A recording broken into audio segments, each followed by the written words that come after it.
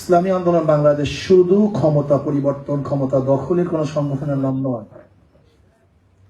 ইসলামী আন্দোলন বাংলাদেশ কখনো কোনো অবস্থাতেই হতাশ নয়, হতাশ হবেও না।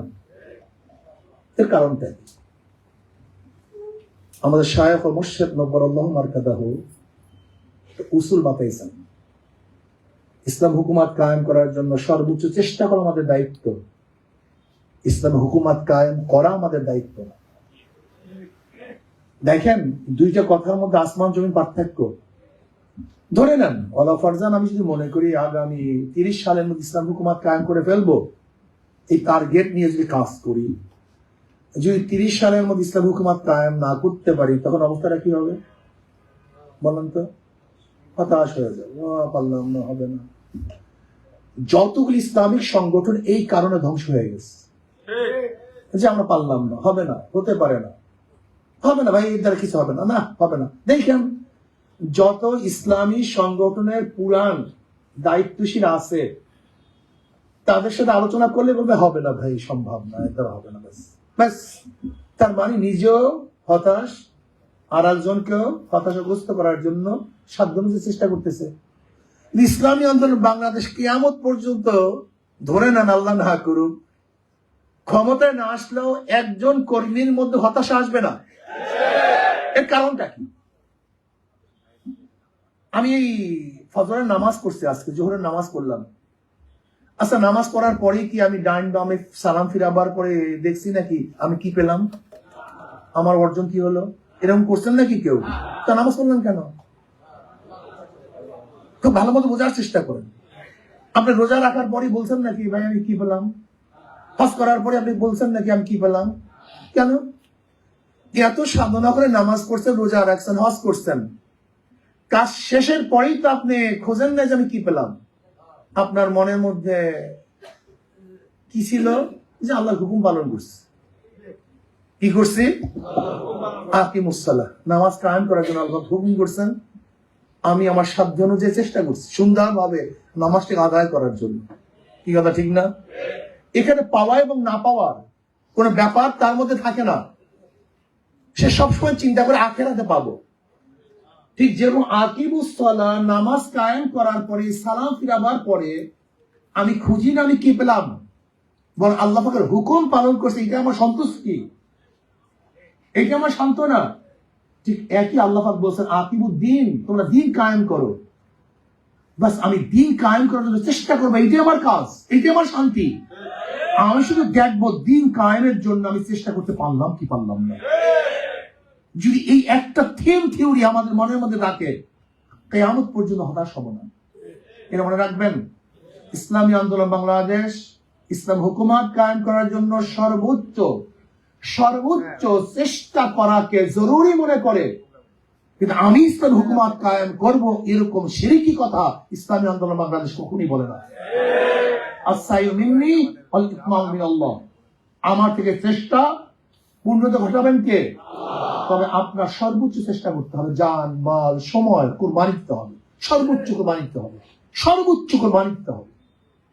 এখানে যদি ফেল করেন তা আল্লাহর কাছে ধরা খাবেন। তাই আলহামদুলিল্লাহ, এই বিষয়ে আমরা ঐক্যমত হওয়া চাই।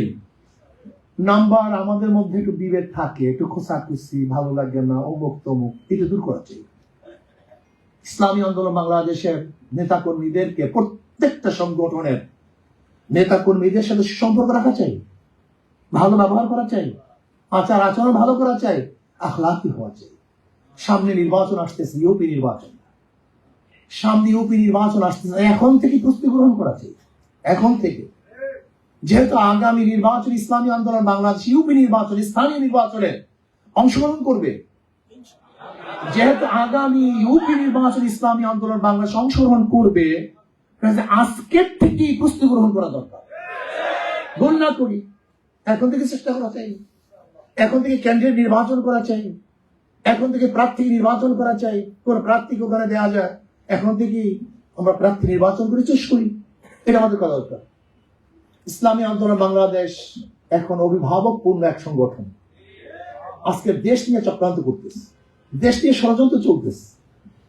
এমনকি বর্তমান অবৈধ প্রধানমন্ত্রী যে বক্তব্য দিয়েছেন, এরপরে তো ওনার 1 সেকেন্ড গলিতে থাকার কোনো অধিকার নাই। তিনি কি বলেছেন? ইউরোপ কান্ট্রির অনেক জায়গায় সীমানা নাই, বর্ডার নাই, তাকে বিক্রি হয়ে গেছে। তার মানে উনি ইঙ্গিত দিচ্ছেন অচিরেই বাংলাদেশের বর্ডার থাকবে না। উনি যে 10টা গোলামি চুক্তি করেছেন, এটা মানা যায়? উনি আমাদের ব্যবসা বাণিজ্য সব ধ্বংস করে দিয়েছেন। নেপালে মাত্র 20-22 কিলোমিটার রাস্তা, 18 কিলোমিটার রাস্তা আমরা করতে পারতেছি না। মাত্র 18 কিলোমিটার রাস্তার জন্য সেখানে আমরা ট্রানজিটের জন্য ব্যবসা বাণিজ্য করতে পারতেছি না। অথচ আমাদের বুকের উপর থেকে ট্রেন লাইন যাবে, গাড়ি যাবে, আমাদের স্বার্থ থাকবে না, এটা আমরা মানতে পারি না। আমরা এখন কি দেখছি? যমুনা মানে পদ্মা সেতু, এটা আমাদের জনগণের জন্য নয়, এটা ভারতের জন্য। আব্বাজান রহমতুল্লাহ আলাইহি অনেক আগে বলেছেন, আওয়ামী লীগ ভারতের দালাল নয়, ভারতের সরকার। কিন্তু ভারতের সরকার বাংলাদেশের স্বাধীন রাষ্ট্রের সরকার হয় কিভাবে, থাকবে কিভাবে? থাকতে পারে না। আজকে আওয়ামী লীগ সরকার লজ্জাহীন ভাবে নিজের বাংলাদেশের জন্য কোনো স্বার্থ আদায় করতে পারে না, বরং সমস্ত স্বার্থ জলঞ্জলি দেয়। আজকে বর্ডারের মধ্যে অবৈধভাবে আমাদের দেশে মানুষ হত্যা করা হচ্ছে, সেই ব্যাপারে কোনো চুক্তি করতে পারেনি, পানি নিয়ে কোনো আলোচনা করতে পারেনি। আমাদের দেশের পণ্য সে দেশে যাবে এরকম কোনো চুক্তি সেখানে নাই। আমাদের দেশের মানুষ সেখানে গিয়ে চাকরি করবে সেরকম কোনো চুক্তি শেখ হাসিনার গোলাম সরকার করতে পারে নাই। আজকে আমাদের নৌবন্দর তারা ব্যবহার করবে, সেই চুক্তি করে আসছে। আজকে ব্যবসা বাণিজ্য তারা নিয়ন্ত্রণ করবে, সেই চুক্তি করে আসছে। আজকে প্রতিরক্ষা মন্ত্রণালয় আমি তারা চালাবে, সেই চুক্তি করে আসছে। আজকে আপনারা দেখেছেন সেন্ট মার্টিনের অবস্থা, মনে হয় যেন দেশটা বিক্রি করার চক্রান্ত করতেছে। ইসলামী আন্দোলন বাংলাদেশের নেতা কর্মীদেরকে সচেতন হতে হবে। আমি বলবো ইসলামী আন্দোলন বাংলাদেশের দায়িত্বশীল নেতৃবৃন্দদেরকে অচিরেই গোল টেবিল বৈঠক করুন, সমস্ত দল নিয়ে, সমস্ত প্রতিনিধি নিয়ে গোল টেবিল বৈঠকের ভিত্তিতে সেখানে আমাদের প্রোগ্রাম হাতে নেওয়া দরকার। বাংলাদেশে এই অবৈধ ভারতের সরকারের বিরুদ্ধে বাংলাদেশের প্রত্যেকটা নাগরিককে ঐক্যবদ্ধ করে এমন আন্দোলন করে তুলতে হবে যেখানে ভারতের সরকার বাংলাদেশে থাকতে পারবে না। কাজ করতে হবে, উপায় নাই। দেশ রক্ষা করতে হবে, এই ভূখণ্ডকে রক্ষা করতে হবে। এর কারণটা কি? এখানে আমরা যে আসছি, কারোর বিদেশে বাড়ি নেই, একজনের, প্রত্যেকের বাড়ি এখানে, ঘর এখানে। কিন্তু যারা সরকার চালায় ওদের হাজারো দেশে বাড়ি আছে, ওদের পালাবার জায়গা আছে। কিন্তু আপনার আমার এই দেশ ছেড়ে যাওয়ার কোনো জায়গা নাই। এই ভূখণ্ডকে রক্ষা করতে হবে, এই মাটিকে বাঁচাতে হবে, এই দেশে থাকতে হবে। এই ভূখণ্ডকে রক্ষা করার জন্য আপনাকে আমাকে সর্বোচ্চ ত্যাগ করতে হবে, আর একটা যুদ্ধ করতে হবে, আর একটা যুদ্ধ করতে হবে। সেই যুদ্ধের জন্য প্রস্তুতি গ্রহণ করতে হবে। সেই প্রস্তুতি গ্রহণ করার জন্য আজকে প্রতিনিধি সম্মেলন।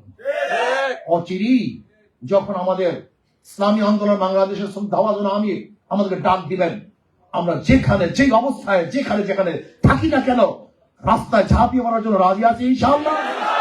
সবাইকে ঝাঁপিয়ে পড়তে হবে, এই সংগ্রামে অংশগ্রহণ করতে হবে।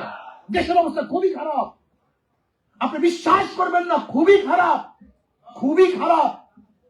দেশকে বিক্রি করার চক্রান্ত চলতেছে।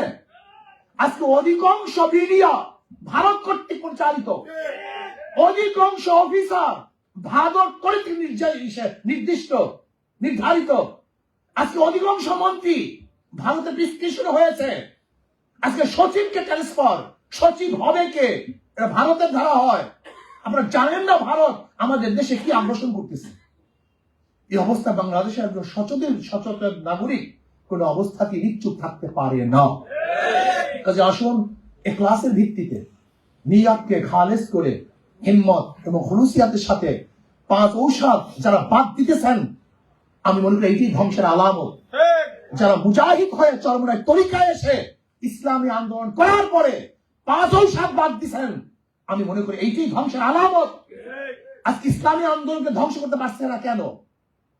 কারণটা কি? এর কারণ হলো এই যে এরা 5 ঔষধ পালন করার কারণে দুনিয়ার মোহাব্বত তাদের মধ্যে আসে না। এর জন্য এদেরকে ভাঙতে পারে নাই, দুর্বল করতে পারে নাই। আজকে হাজারো মানুষ মুজাহিদ দেখতেছি ইসলামী আন্দোলন করার পরে এখন আর আউয়াবিন করতে চায় না, জিকির আজকার করতে চায় না, মাসিক ইস্তমায় যায় না। আমি বলি এইটাই ধ্বংসের আলামত, এইটাই ধ্বংসের সূচনা। কাজে 5 উৎসব ঠিক মতো ব্যবহার করতে হবে, 3 শর্ত এবং 3 সবক আদায় করতে হবে। যদি এইভাবে আমরা করতে পারি, পরস্পর মিল মোহাব্বতে আমরা চলতে পারি, তাহলে ইনশাআল্লাহ ইসলামী আন্দোলন বাংলাদেশ সামনে অগ্রসর হবে। আল্লাহ আমাদেরকে সবাইকে আল্লাহর জমিন আল্লাহর হুকুমত কায়েম করার জন্য সর্বোচ্চ চেষ্টা করার তৌফিক দান করুন।